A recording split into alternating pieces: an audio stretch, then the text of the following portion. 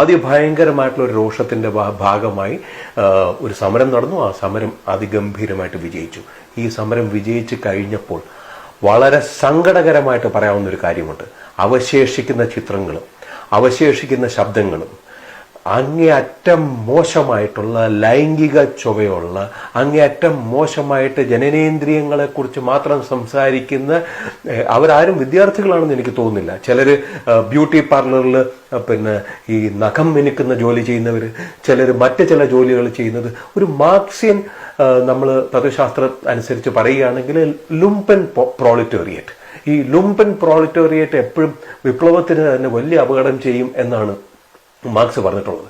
അപ്പൊ ആ ഗണത്തിൽ പെടുത്താവുന്ന തരത്തിലുള്ള ചില ആളുകൾ ഇതിനകത്ത് വന്നിട്ട് അവരുപയോഗിച്ചിരിക്കുന്ന പദാവലികൾ, അവരുപയോഗിച്ചിരിക്കുന്ന ഭാഷ, അവരുപയോഗിച്ചിരിക്കുന്ന സ്ത്രീവിരുദ്ധത, ഇതിനകത്ത് ഞാൻ ആണും പെണ്ണുമായിട്ട് ആരെയും ഞാൻ വകതിരിച്ച് കാണിച്ചിട്ട് ആണ് പറഞ്ഞാൽ ഇത് കുഴപ്പമില്ല, പെണ്ണ് പറഞ്ഞാൽ ഇത് മോശമാണ്, ഇല്ല, അങ്ങനെ ഇതിനെ ഒന്നും കാണേണ്ട കാര്യമില്ല.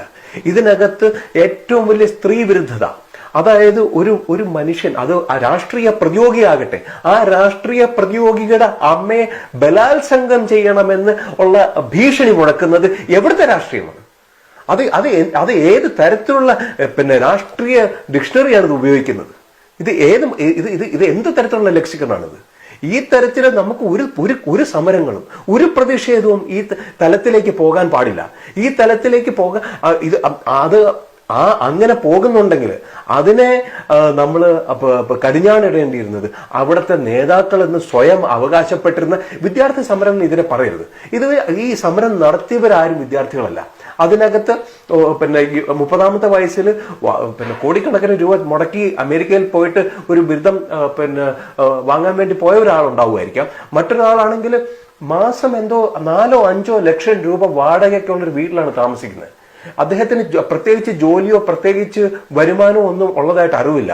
അദ്ദേഹം 3 തവണ മറ്റോ ക്ലാറ്റ് പരീക്ഷ എഴുതി തോറ്റതിന് ശേഷം ഒരു 2ാം തരം പ്രൈവറ്റ് യൂണിവേഴ്സിറ്റിയിൽ നിന്ന് ജേർണലിസത്തിലോ മറ്റോ ഒരു ബിരുദം എടുത്തിട്ടുള്ള ഒരു മനുഷ്യനാണ് ഒരു നേതാവ്. ഇവരാരും വിദ്യാർത്ഥികളല്ല, ഇവരെല്ലാം വിദ്യാഭ്യാസം കഴിഞ്ഞിട്ടുള്ള ആളുകളാണ്. അപ്പൊ അതെന്തോ ആയിക്കോട്ടെ, അവർക്കൊരു ചുമതല ഉണ്ടായിരുന്നു.